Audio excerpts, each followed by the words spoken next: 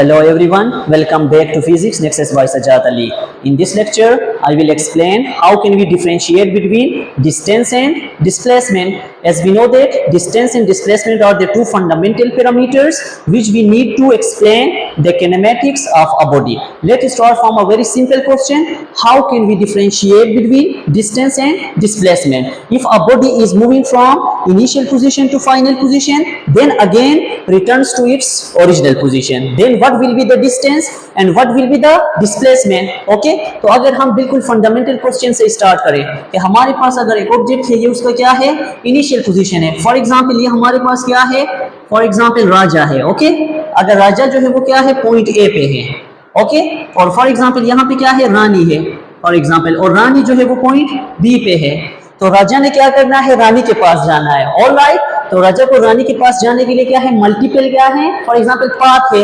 Okay, अगर राजा जो है फॉर एग्जांपल राजा चाह रहा है कि बहुत कम टाइम में जो है रानी के पास पहुंचे. ऑल राइट, ये हमारे पास क्या है, राजा. ऑल राइट, और ये क्या है, रानी. तो राजा को रानी से क्या करना है, फॉर एग्जांपल मिलना है. तो अकॉर्डिंग टू फिजिक्स या according to for example kinematics, राजा जो है रानी के साथ जो है बहुत ही कम टाइम में फॉर एग्जांपल मीट अप करना चाह रहा है. ऑल राइट, तो मीट अप करने के लिए राजा को कौन सा रास्ता जो है अपनाना पड़ेगा. राजा के पास तीन ऑप्शन है. फॉर एग्जांपल राजा के पास पहला रास्ता क्या है, फॉर एग्जांपल ये है. ऑल राइट, तो राजा यहां से भी पहुंच सकता है, this is the first path. All right, और सेकेंड पाथ राजा के पास क्या है, फॉर एग्जाम्पल ये है. राजा इस तरह से भी पहुंच सकता है रानी के पास. All right, this is second part. और तीसरा जो रास्ता है राजा के पास वो ये है. ऑल राइट, राजा ने क्या करना है, रानी के पास पहुंचना इस रास्ते से. ऑल राइट, ये अगर इस पॉइंट पे, तो इन तीन पाथ में से कौन सा पाथ जो है हमारे पास क्या होगा, डिस्टेंस होगा, और कौन सा डिस्प्लेसमेंट होगा. ओके, तो हमें पता है what is mean by distance. Distance is the total path length between initial position and final position. अगर इनिशियल पोजीशन यहाँ पे ए है, फाइनल पोजीशन बी है, तो इनके बीच में जो टोटल पाथ लेंथ होगा, टोटल पाथ लेंथ का मतलब हमारे पास ये रास्ता भी हो सकता है, ये रास्ता भी हो सकता है, और ये रास्ता भी हो सकता है. Okay, all this three paths are for example said to be distance. लेकिन इनमें से कोई एक ऐसा पाथ होगा जो क्या होगा, which is the shortest distance. Okay, वो हमारे पास पाथ 3 है. अगर हम पार्ट 3 को देखें तो this is the shortest distance between initial position and final position. तो we can say that this is displacement. Okay, तो डिस्प्लेसमेंट की क्या होती है, कि स्पेसिफिक डायरेक्शन होती है, और डिस्टेंस की कोई स्पेसिफिक डायरेक्शन नहीं होगी. तो let's start from a simple definition of distance. What is distance? Distance is the total path length between initial position and final position. Okay, तो डिस्टेंस हमारे पास क्या है, the total path length, the total path length between two positions or two locations or two points between two positions. Okay, all right. और ये भी हमें पता है कि अगर हमारे पास दो पॉइंट्स के बीच में जो टोटल पाथ लेंथ होगा, अगर टोटल पाथ लेंथ हमारे पास चाहे फर्स्ट है, चाहे सेकंड है, चाहे थर्ड है, अगर फर्स्ट और सेकंड को देखें तो यहाँ पे कोई स्पेसिफिक डायरेक्शन नहीं है. ऑल राइट, तो हम कह सकते हैं कि डिस्टेंस हमारे पास क्या है, distance is a scalar quantity. All right, it is a scalar quantity. तो डिस्टेंस हमारे पास क्या होगी, स्केलर क्वांटिटी है. It means that distance has only magnitude with proper unit but not direction. तो हमारे पास डिस्टेंस के पास कोई डायरेक्शन नहीं होगी. It has only magnitude. Okay, it has only magnitude, no direction. Okay, distance की कोई डायरेक्शन क्या होगी, नहीं होगी. और distance is a length. All right, distance हमारे पास एक पाथ लेंथ है, तो लेंथ का एसआई यूनिट हमारे पास क्या है, हमें पता है, मीटर. तो इसलिए इसका जो एसआई यूनिट होगा वो हमारे पास क्या होगा, the SI unit of distance is metre. Okay, metre, जिसे हम m से भी रिप्रेजेंट कर सकते हैं. अदर यूनिट भी इसके हो सकते हैं, just like for example kilometre हो सकता है, सेंटीमीटर हो सकता है, मिलीमीटर हो सकता है, माइक्रोमीटर हो सकता है, एक्सेट्रा एक्सेट्रा. तो हमारे पास के अदर यूनिट क्या होंगे, किलोमीटर भी यूज हो सकता है if the distance is for example larger between two points. Okay, all right. तो just like that what is mean by displacement. Displacement is the shortest distance between two points. Okay, और displacement की क्या होगी, direction होगी. Displacement is a vector quantity. All right, तो how can we define displacement? Displacement Okay, the shortest distance between two points. Okay, अगर हमारे पास दो points है, दो पॉइंट्स के बीच में क्या होगा, जो शॉर्टेस्ट पाथ होगा या जो शॉर्टेस्ट डिस्टेंस होगा उसे हम क्या कहेंगे, डिस्प्लेसमेंट कहेंगे। ऑलराइट, या it is the path length between initial position and final position. Final position और इनिशियल पोजीशन के बीच में हमारे पास जो टोटल पाथ लेंथ होगा उसे हम क्या कहेंगे, डिस्प्लेसमेंट कहेंगे। तो displacement is a vector quantity. Okay, it is a vector quantity. It means that displacement has magnitude as well as direction. Vector quantity. Displacement has direction. All right, it has direction with magnitude. All right, और displacement को हम क्या करते हैं, for example if we have two position, if we have two location, this is the initial position, this one is the final position. If a body is moving from initial position to final position in a specific direction, alright, तो हमारे पास क्या होगा, initial position से लेकर final position तक ये जो चेंज आएगा, इस चेंज को हम क्या कहेंगे, डेल्टा डी। डी का मतलब क्या है, डी इज द डिस्प्लेसमेंट। तो डिस्प्लेसमेंट को हम क्या करेंगे, डी से रिप्रेजेंट करेंगे। It is a vector quantity, तो इसलिए यहाँ पे एरो का निशान। Alright, delta means change. तो how can we represent mathematical displacement? Change in displacement is equal to, for example, this is the final position. Final position को हमने क्या कहा, df, और initial position को क्या कहा, di. All right, तो change in displacement means final displacement से माइनस करना है initial displacement को, तो क्या होगा, final displacement minus initial displacement. This is the mathematical form which is used for displacement. All right, और displacement is also a, for example, path length. Okay, displacement भी हमारे पास एक पाथ लेंथ है। Okay, एक लेंथ है, तो इसलिए इसका जो एसआई यूनिट होगा वो क्या होगा, मीटर होगा। ऑलराइट, इसका एसआई यूनिट क्या होगा, SI unit is also metre, जिसे हम m से भी रिप्रेजेंट कर सकते हैं। और इसके अदर यूनिट्स भी हो सकते हैं, लाइक किलोमीटर भी हो सकता है, सेंटीमीटर भी हो सकता है, एक्सेट्रा एक्सेट्रा। ओके, तो सिंपल डिस्टेंस में और डिस्प्लेसमेंट में क्या फर्क हुआ, displacement is a vector quantity, distance is a scalar quantity. Alright, distance is the total path length between two position, while displacement is the shortest distance between two point. Okay, और displacement की direction होगी और distance की कोई direction नहीं होगी। Alright, let's practice some problems related to distance and displacement. How can we differentiate between distance and displacement? For example, अगर हमारे पास एक body है, this one is the initial position and that one is the final position. This is P1 and this one is P2.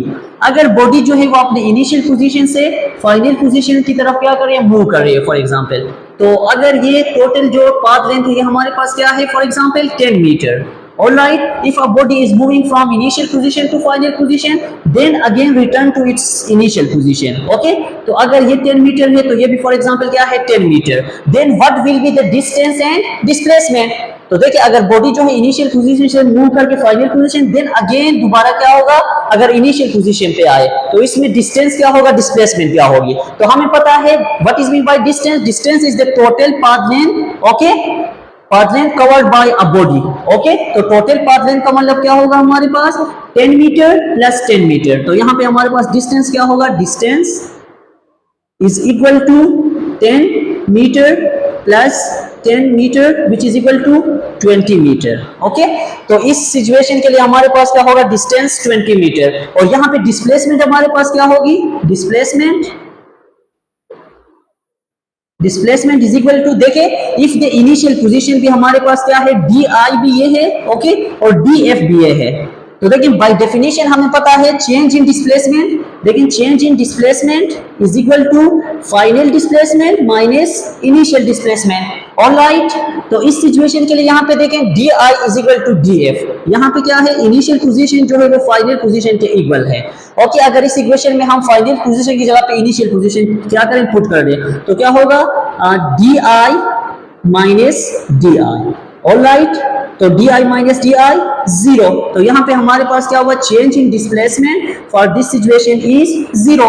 if a body is moving from initial position to final position, then again return back to its for example initial position, then the displacement is zero, but the distance for example will not be zero. हमारे पास distance क्या होगा, zero नहीं हुआ. All right, just like that अगर हमारे पास एक object है, okay, for example ये उसका क्या है, first initial position, this one is the final position. तो ये इनिशियल पोजीशन है, ये फाइनल पोजीशन है. ऑलराइट, तो एक बॉडी जो है इसे क्या करना है, ए से बी तक पहुंचना है. तो ए से बी तक पहुंचने के लिए इसके पास क्या है, दो रास्ते हैं. फॉर एग्जांपल फर्स्ट पार्ट इसके पास क्या है, ए टू सी जाना, फिर बी सी से बी की तरफ जाना. ओके, तो फॉर एग्जांपल अगर यहां से लेकर यहां तक जो डिस्टेंस है हमारे पास क्या है, 3 for example metre, this one is 4 metre. Okay, एक पार्ट ये है. और दूसरा पार्ट क्या है, for example direct A to B, direct A to B. Alright, direct A to B हमारे पास क्या होगी, फॉर एग्जांपल यहां से लेकर यहां तक ये पार्ट क्या होगा. ऑलराइट, तो अगर हम देख लें यहां पे, तो इस सिचुएशन के लिए हमारे पास क्या होगा, what will be the distance and what will be the displacement. तो यहां पे डिस्टेंस सिंपल क्या होगा, 3 मीटर प्लस 4 मीटर. तो distance is equal to 3 metre plus 4 metre, और डिस्टेंस हमारे पास सिंपल क्या होगा, distance is equal to 7 metre. But displacement क्या होगा, displacement is the shortest path length या शॉर्टेस्ट डिस्टेंस बिटवीन 2 पॉइंट. तो डिस्प्लेसमेंट हमारे पास ये पाथ है. ओके, तो how can we find this. तो इसको फाइंड करने के लिए देखिए, ये हमारे पास क्या है, एक राइट एंगल ट्राइंगल है.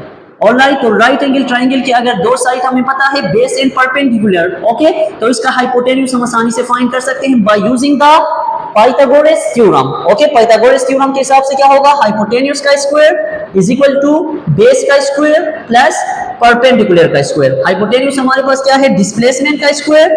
ऑलराइट, डिस्प्लेसमेंट के मैग्नीट्यूड को फाइंड करें, डिस्प्लेसमेंट का square is equal to base क्या है 3, ऑलराइट 3 का स्क्वायर प्लस और परपेंडिकुलर क्या है 4 का स्क्वायर.